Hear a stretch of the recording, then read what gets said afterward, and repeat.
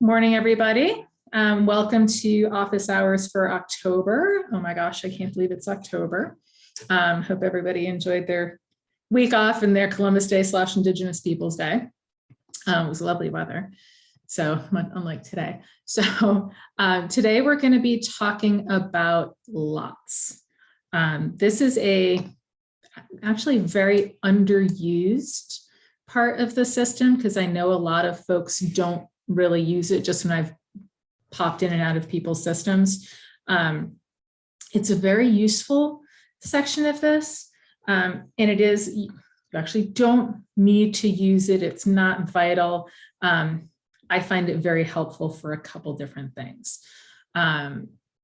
It is called, we're looking at I'm going to do like I normally do. I'm going to flip back and forth between the sandbox and between Fairfield system. Because Fairfield has a little bit more in it and a couple of things that I just want to use as examples as well. So it's called object lots. It could even be more properly named accession lots. So I think of it as somebody walks into your building with a big armload of the stuff they want to give you. And I'll use my usual example too of I want to give you everything to do with stuff from my wedding. So I walk in with my dress, my shoes, my veil, my photographs, my photograph albums, my invitations, the little napkins imprinted with our names, everything to do with, contract agreements and lists and everything. I want to give you everything to do with this. So normally what's done is someone comes in with all of this stuff and you want to record it in your system, in your records, in your accession register as this group of material is coming from me. Many places that I've worked in, many places still do, in a way, the second something like that walks in the door, it kind of gets split off. In my old institution, this happened for a million years. Anything that was considered library material, like a lot of institutions consider photographs under purview of a library, would go off to the library folks to deal with. The costume, the dress, the everything else would get whisked off to the museum, and you'd really never have a way to connect those things. In one group of items without the other group of items, you're kind of losing some of the story, you're losing some of the context of all that. And that's what gives it its history and its meaning and its story, is a lot of that stuff together. So this is one thing that we can use object lots for here, is to have that kind of overall record of all of this stuff came in at the same time. So I'm going to see this could be anything in the sandbox, because this is raw data from Fairfield pre-cleanup. So it kind of can be all over the place, but this is actually helpful for us today too. So we're going to pop into object lots, because I have 482. I know we don't, so I know there's a lot of duplicate things. I'm gonna look and see what display I have. Okay, so we only have a default display and the setup on this one right now. So it's just showing you the lot identifier and what the lot name is. Most of the time I make the lot name the same as the accession number. Or the same as the incoming temporary receipt number or something, if you have that. Once you go into a record, well, I don't know if I did anything with this here. This is another one. So we're going to click on that. You're going to see the similar format that you would normally see. An entry screen, this is the main screen, and on the left-hand side, the way to navigate to pages. So your basic info, your contents, admin info, summary, and log. So just going over the basic info, you're going to see the accession title. Like I said, I usually make that either the accession number, or if I've not accessioned it yet and I'm just tracking it coming in at Fairfield, I'll assign it just like a temporary receipt number. And that's just a numerical sequence that we have. People have different ways of doing it. If you only get a handful of things, I also do temporary receipt. More so now, I do temporary receipt, like Smith. This is the Smith group of material that just walked in the door. So I'll know which group I'm dealing with. Then the accession number gets assigned down here, or that's where I'll put the same thing. This is kind of personal preference to how your museum or your group works. The date options down here are more concerned with accessioning. So you're going to get date accession, date appraised, date catalog, date inventory, date received, rather than date created or date used or things like that.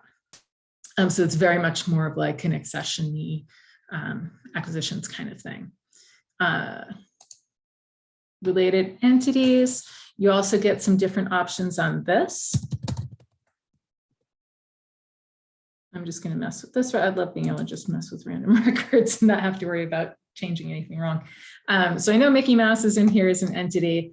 So I can put down here, you get different choices under type than you do in the regular object record. So you've got accessioned by, the contact, donated by, received from. So this is a really good example of somebody donated it. So Sue Smith donated something, she's going to be donated by. Say Sue Smith wants to donate something, but she sends her daughter Jane. So Jane is the contact in this instance, or even Jane is the received from.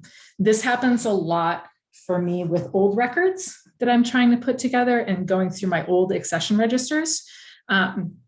That it'll be so-and-so brought in this material from this other person. A lot of the time it's one of our old presidents of the Historical Society who has been bringing stuff in for somebody. You know, is it vital information that you need to track? Don't know. That's one of those things that's kind of up to your institution. I find it useful just to be able to pull stuff together if need be.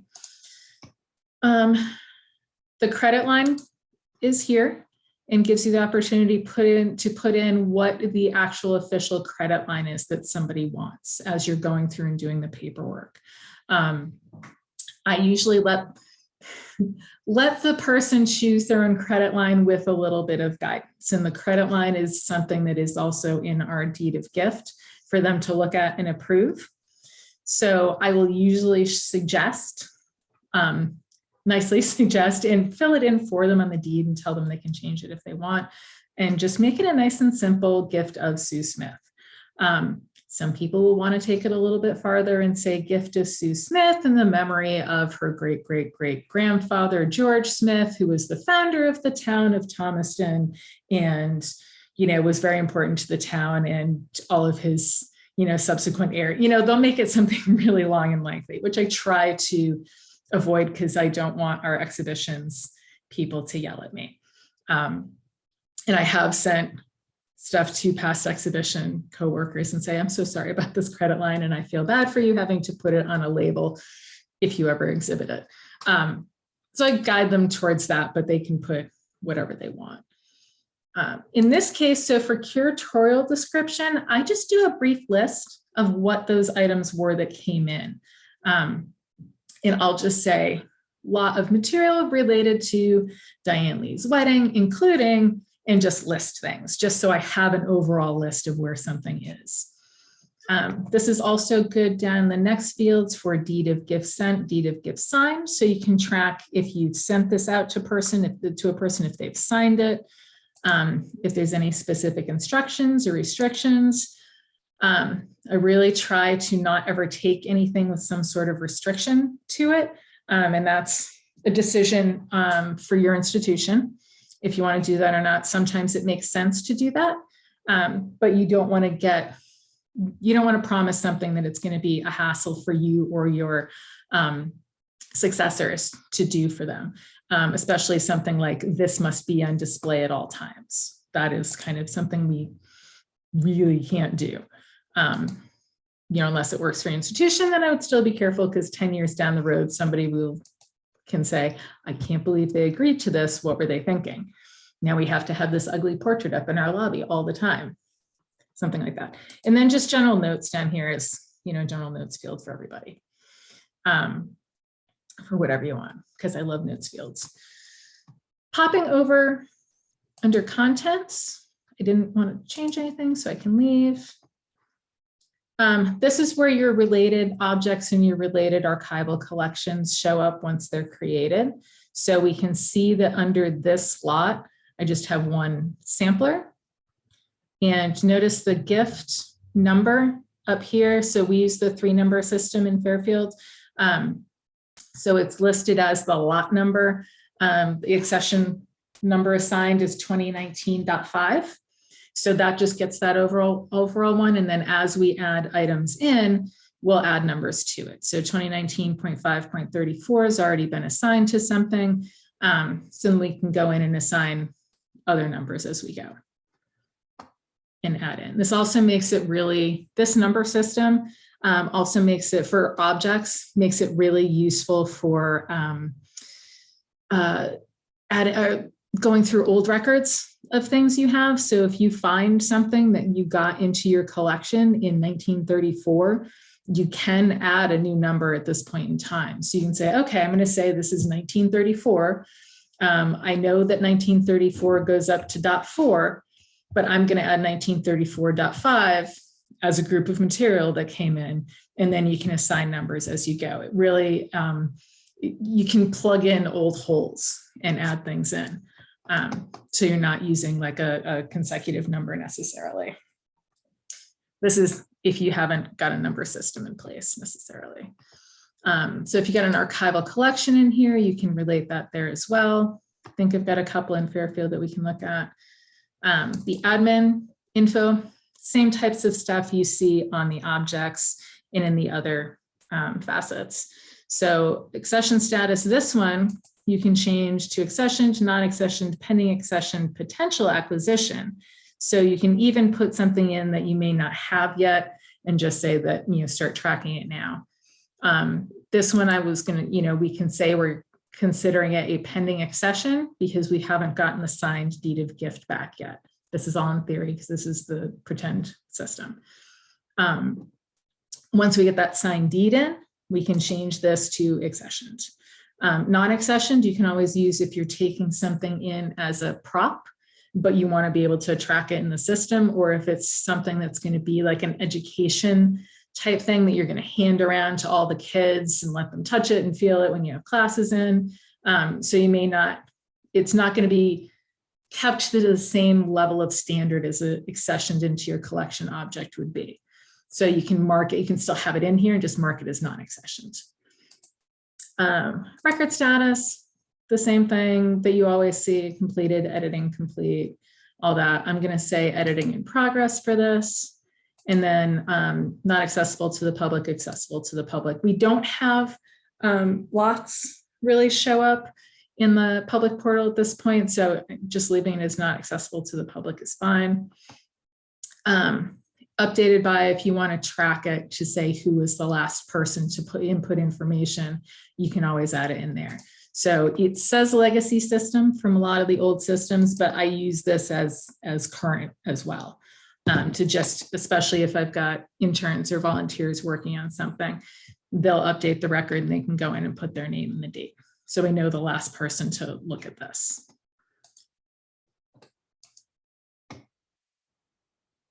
Summary is the same as the other parts of the system, whereas what is displayed in the summary depends on what you created for your display, for your custom display. So right now, this is just that plain lot identifier and the name. And you can change it up here if we had any other displays for this. I think I do in Fairfield, so we can take a look. And then the log, just the change log. So I created this record in 2018 to use and play around with. Let me hop over to Fairfield. One of the things that I find lots really useful for is going through and trying to get a grasp on our collections that haven't been put into the system and haven't been linked and haven't been cataloged or anything, especially things that have mystery numbers, may not have accession numbers yet. I have old accession registers that go back to 1963, but we did not actually start numbering items until 1973. But these old records are really nice because they give the donor's address, the list of items given by the donor. So it's kind of rebuilding that grouping of materials that's come in.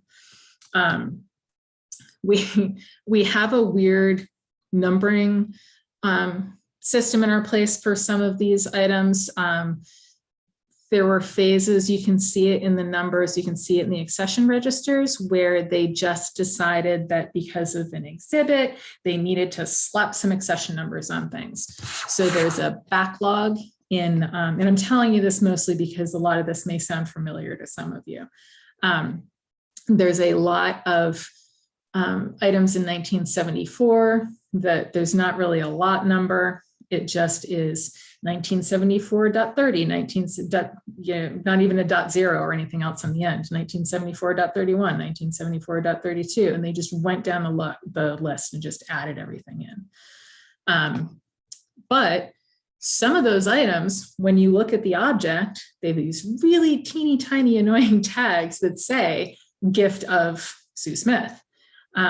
Which always makes me wonder, well, what else did she give? What else do we have that's telling this story of this stuff coming in together? So in order to kind of recreate this, I'll have created kind of faux lots in here just by the date of when they were put into the accession register and the accession register entry. Let me go, because I should be able to find them pretty easily. So even still, I'll say we don't have 5,037 object lots. I'm still working on cleaning those up from our old system because I didn't have a good grasp on a lot of it. And some of it had those weird one-time numbers assigned to them, like back cataloging numbers assigned to them. I just had all of our accession numbers became individual lot numbers. So there's more there than I need, but I'm cleaning them up as I go and as I get to things. So something like this, actually right at the top of this is a really good example. I have things that were donated by Mrs. Arthur Young. Some of them I have a date of when they're donated because I can look through our accession registers by the date and see when things were in here. So I've kind of, there's weird numbers assigned to them. Let me see what this nightgown has assigned. So since she gave this in 1966, we were not assigning accession numbers yet in the way that we are now. Normally, kind of like I said earlier, I would go in and plug in that number and make it a 1966.5 assign numbers as I go.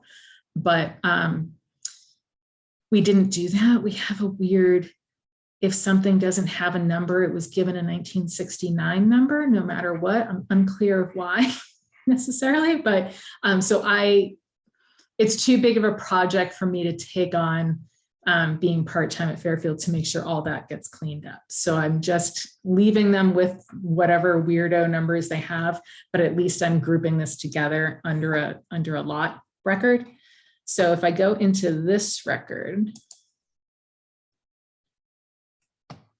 I've got one object in here. I have the date of when this was received. I know who gave it to us. And this is what I've put in from the accession register. And I'll put in, if I've got a nice list of stuff, I will straight just say listed in accession register, this, and complete with misspellings.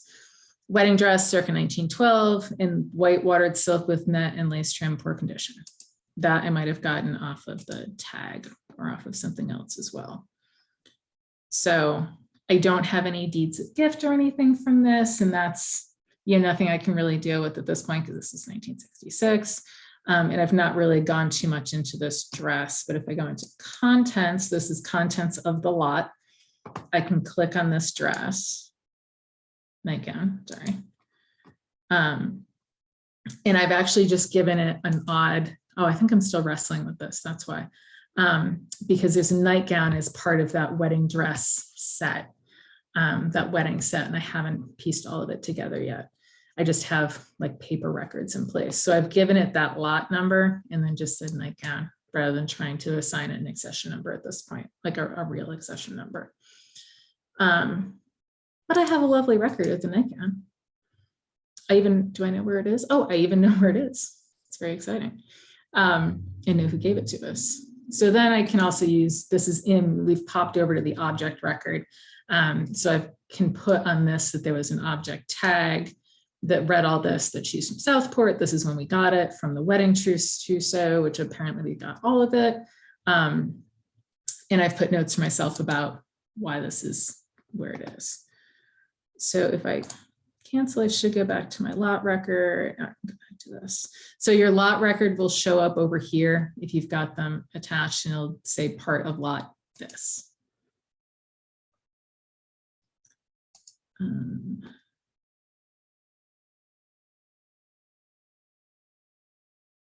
just going back to our list of results for the lots. This is still in Fairfield, so the records are still a little, still here. We're still a little bit more complex.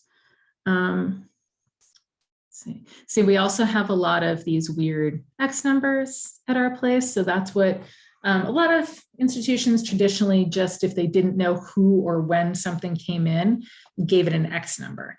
The X numbers can be problematic for a couple different reasons. And they proved to be at our place too, because they went back and forth between assigning an X number and putting it in the regular run as an X, but also doing, at some point, they did it as additional runs with an X. So they can get really confusing. So like in 2014, it's entirely possible that I can have like a real item that's called 2014.10, 2014.11, but then there's also an X 2014.10 and X 2014.11. Some people did it with the intention of, we'll just take the X off and then that'll be its real number. But if not everybody did that or everybody followed that way of thinking, then it gets really confusing and you end up with duplicate numbers. And these are also a really good example of people just didn't have the information to put in, because you can even see in this X 2014, we know who gave it. We also apparently know when she gave it. So how it ended up with an X number is just panic of somebody needing to move something and needing to slap a number on something. I'm going to skip over those posters because most of those are deaccessioned. So, obviously these I haven't gone through and figured out when they all came in yet. I wrestle with them as I get to them and then clean this up as I get to them. And this, once I can pull them together in their lots, it makes more sense a lot of the time. Let's see if I have anything in her. I don't think I have a lot. No, she's got 4 related objects. So this is Mrs. Elizabeth Williams. So, and you can kind of see where the numbers are all over the place. 3 of our numbering systems. So I have a couple things with X numbers. We have one thing, this is an old, yet another numbering system where just the costume records were numbered by their year, by their date, when it's from. So I have a whole run of things that say 1920, because they think a dress was from 1920. And then I've got a bunch of A numbers that were part of an inventory in the 1980s. So they either didn't have an accession number or accession numbers weren't being assigned when it came in. But being able to pull all this together, at least by the donor, is really useful. So I've got all this stuff together. If I go through the records and find that a bunch of these lots all came in at the same day, then I can continue to pull them together. Let me go back to lots again. Does anybody have any questions at this point on anything of like, why should I use this? Why should I not use this? What good does it do? Oh, here's a really good example. And I should have thought of him. My buddy Cyrus gave us a lot of stuff over the years. And because it was when we weren't giving numbers, we didn't have dates, it got the weird 1969 number, which is pulling it together. But as I go in, if I'm finding stuff in other groupings, I can add it to a group. Let me see if I can. Also, what I do now is if I find things in collections without a number, if there's no date or anything like that on it, that I can go back and look in the accession registers for, I will assign it a found in collections number. So each year I come up with a number that says, like this year, usually it's the first number in the run for the year. This year I've done 2022.1, means it was found in collections. If I find more information out about that, I can give it its old proper number or reassign a number, but I know if I look at that, it's 2022.1 is found in collections. Which is probably that.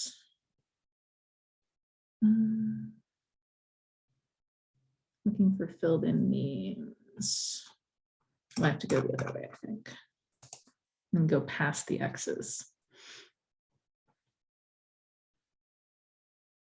And some of this is just giving you guys an idea of how you can go through and deal with weird lots if you're trying to reconstruct old records too.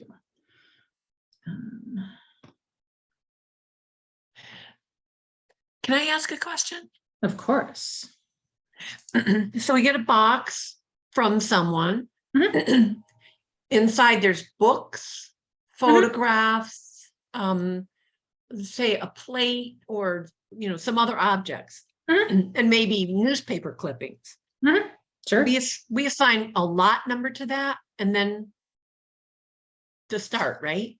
I would, just because it'll keep away, it's a way for you guys to kind of keep all of that stuff together in the system so you can keep track of it. So 5 years from now, somebody comes up with the book and you search, and even if you don't catalog it individually or depending how your system works, if you've gone in and created a lot and kind of listed this book, this stuff, photographs, all belonging to this person, you still have a way of pulling that all together. Thank you. Yeah. And you can even just list it as box of material from Sue Smith as like your title.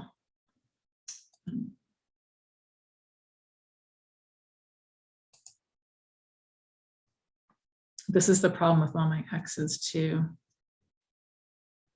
is you go through and then you just have all of these X numbers that don't really relate to anything.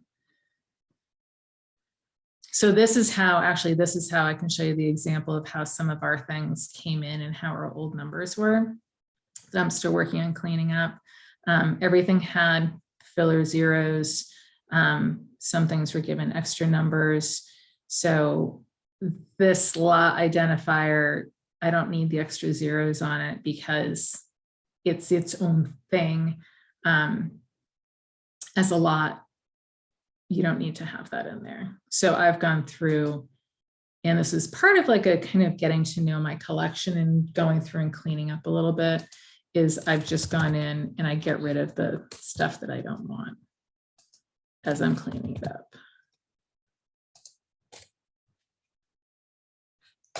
It'll still kind of be in your log that those were there.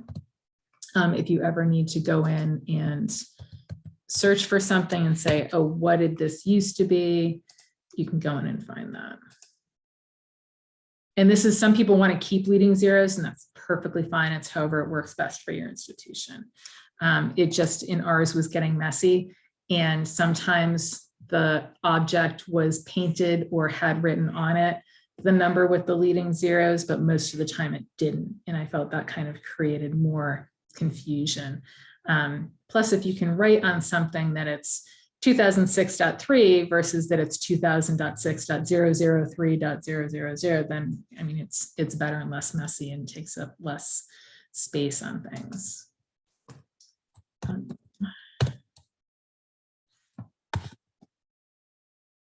trying to find an example of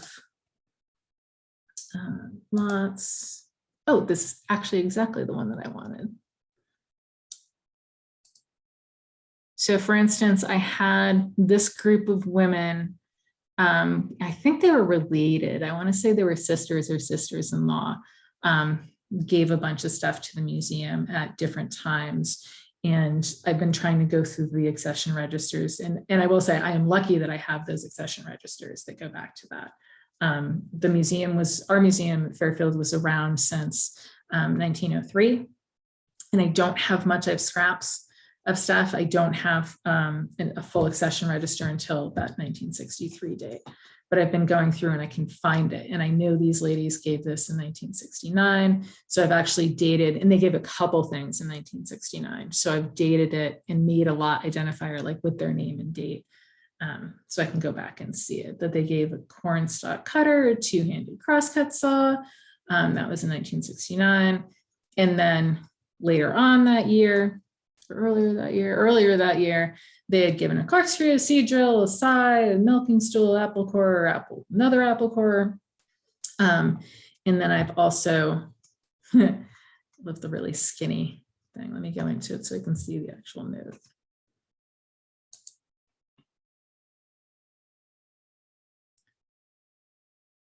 So this is what the credit line's ending up being. And then I've also got a list of what I found in the accession register. So now I have this at the tip of my fingers if I go into the system, rather than having to drag the accession register out, find that, and figure out who was where and what. And it also gives a bit of a provenance of these were all the granddaughters of these folks, and gives their name and address and everything, and what they actually gave us. The books, the tools, and all that. It's just a nice way of putting it together. I've only got, so there's all these items, I've only got 6 of those objects in the system right now. So these at some point will turn up and we'll get them in, and I can group them all together with these people. Because now this tells much more of a story that the granddaughters of Mr. and Mrs. William Matthias Sr. in Greens Farms, Connecticut had all these kinds of things. So they had booklets and books and farm kitchen-y stuff too. So it makes it much more of an interesting story than just, here's a wheat cradle. Where did it come from? Who used it? Now it's kind of all together. Oh, and they also had baby's clothes and books by Jonathan Swift, you know, all kinds of random stuff like that.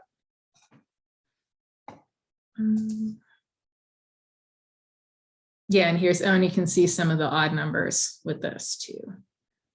So even though they gave it in 1969, here's one of those random 1974 and 1978, people went on a backlogging spree. So they just got these random numbers all together. So now there was no real way to me pulling together 1974.87 because that was the only item with that number. There wasn't a grouping. Now I have this group together, so I know where it came from. And then 2 of the apple cores just have our inventory numbers on. But now we know they're all together under this lot.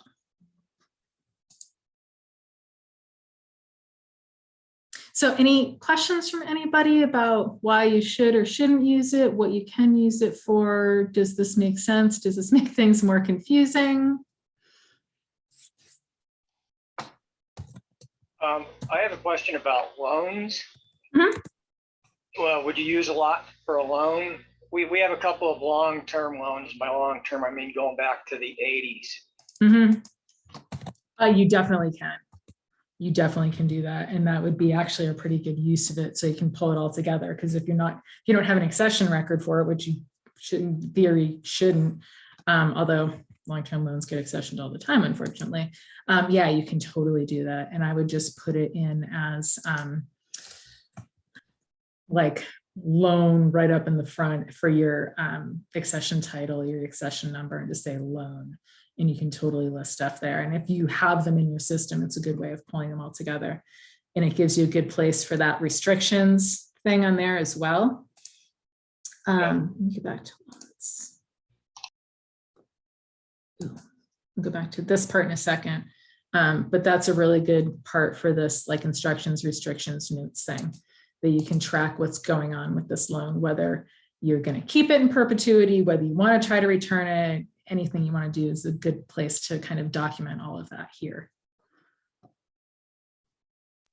Yeah, we've been trying to track down some of them and finding a lot of people who loaned them have been dead for 10 or 20 years. Mm-hmm. Yep. So. Yeah, I had a chair on loan at my old institution, my previous institution, that had been there since, gosh, I want to say the 70s.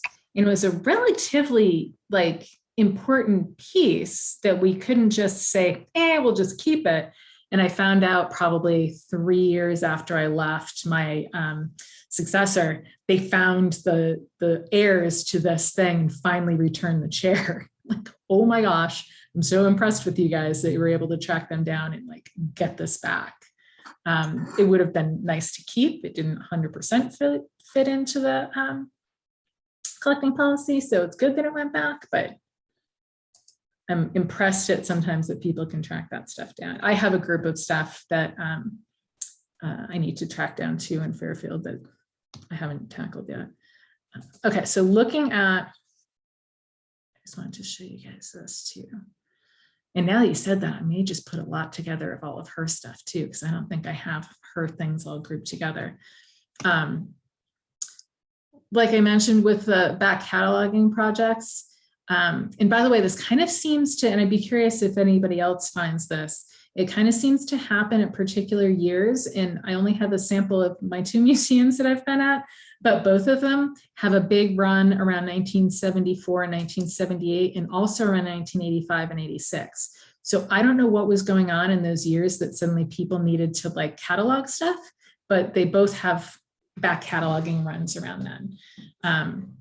So like if I find something that I know is part of that back cataloging list, kind of in order to condense it and mark it as a, hey, everybody threw a number at this stuff, I've created lots that just say back cataloging 1986.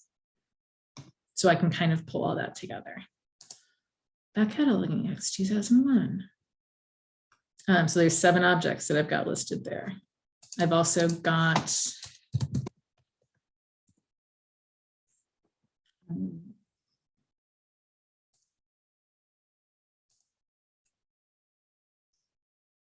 a couple inventory things. There was a weird C number. It's a costume inventory that I was trying to figure out what was going on with that. So there's a lot of all those things that are all grouped together. There's our inventory group with our A group that we did in the 80s. All of that stuff is grouped together if I ever need to add things. A lot of time, oh, and actually this I needed to show you too. I'm sorry about that. If I'm adding a record of something, like an inventory or like an A number, inventory number, I want to add it to the system. I haven't had time to try to track down who it came from or when it came in, but I know it's got that A number on it. So what I'll end up doing is just have a place to start, is add it as part of that lot. So actually this I needed to show you as well, of how to add new items to the lot and connect them. The easiest way to do it is you can, over here on the left-hand side, you can add new, whatever the thing is, audio, book, document, moving image, physical object, still image here. So if we wanted to add a new physical image to lot, and you can hit the plus, it'll come through with the object identifier with that. So which is good if you're adding to like a legit lot of, 2022.1, it'll start that number off for you. But I can, put something in here, whatever I want, do the title, add whatever I want, add that, and then it'll become part of that inventory and part of that lot. Let's see if I can do that over here. So, all right, so Diane. Yeah. Lots versus collection. Yes. When would you use one versus the other? I tend to use collection just for archival collections. You can use them for collections of items If I had the Smith collection, I could do it in there. I tend to use collections just for archival collections. I do, however, know that because there's a lot going on with the Archives 101 training and grant that we've got going on, I've spun through and taken a look at what everybody's doing. There's only like 3 of us that are using collections for archival collections. Most everybody else is using it for object collections. So it's more formatted for archival collections. Kind of depends how you want to pull stuff together. I would tend to put it under lot. Like if I have this random Smith collection, I would just add things to there and use the lot as a way of pulling it together.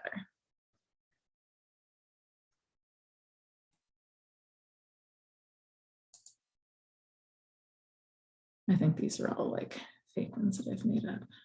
Trying to find a good example in the, well, actually, I can do that here.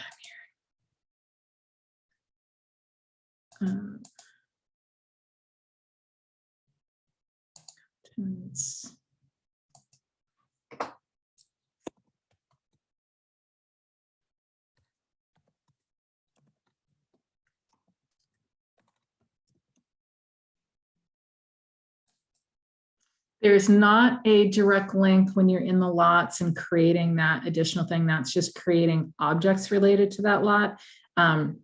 If you were adding like an archival collection to that lot, it kind of does it in this way. You look it up. If it doesn't match the name, it'll go through and ask you if you want to add it here.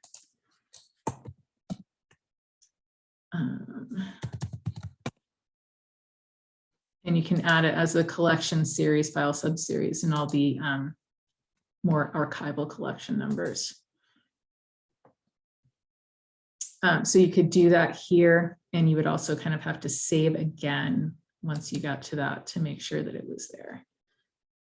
And now you have this collection related to this Smith document and shipping collection, so you can go into that as a collection. And then enter things from there. If you're dealing with an archival collection, or if you want to group it together as collection of stuff. Does that make sense to people, or am I getting too in the weeds for some of that? Yeah, no, it makes sense. Okay. Let me get back to one of these and get back to that collection. Oh, it sent me off to another collection. Anybody else, any questions? Do lots make sense? Is it something that you think would make your lives easier? Do you see a use for it? And this isn't, it's one of those things a lot of folks are just starting to deal with all of their collections and kind of pulling it together. So it's, if you have, like Joanne said, like a box of material, and you're not going to get a chance to go through every single item yet, this may be a really good way to start picking away at it, is to just record this as a lot and record this as a, this is the group of items that are in this box. And you can still say like, still needs to be sorted, needs to be cataloged and that kind of thing, needs to find homes.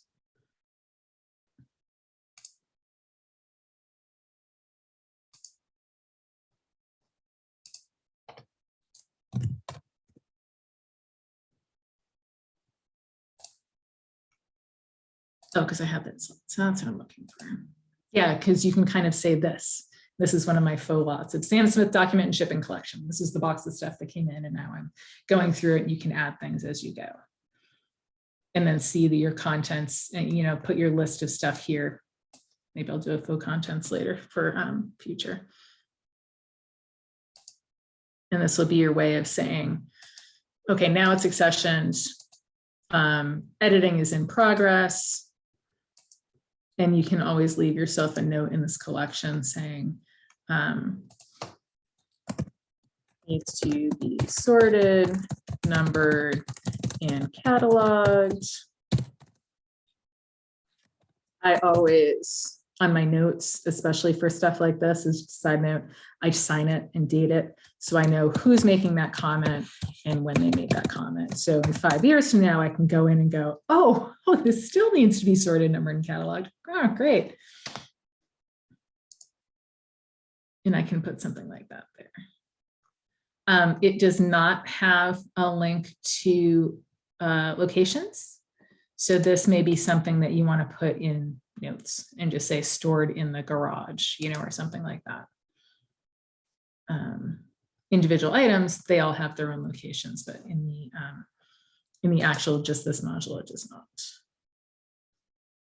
And so many things get spread out, it's kind of impossible. Like once, if you're dealing with a box of stuff, that's fine. If you're dealing with everything once it's been spread out, you really just want to be tracking the individual locations of things because it's all been scattered. So putting a location part in this wouldn't be super practical, but it's perfectly fine to put it in the notes.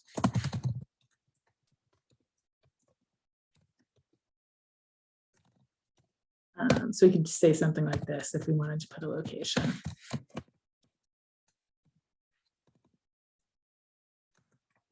And again, I would sign and date something like that, because then I would admit that I'm the last person who laid eyes on it, and that's where it was, as far as I know. But anyway. Any other questions or anything for anybody?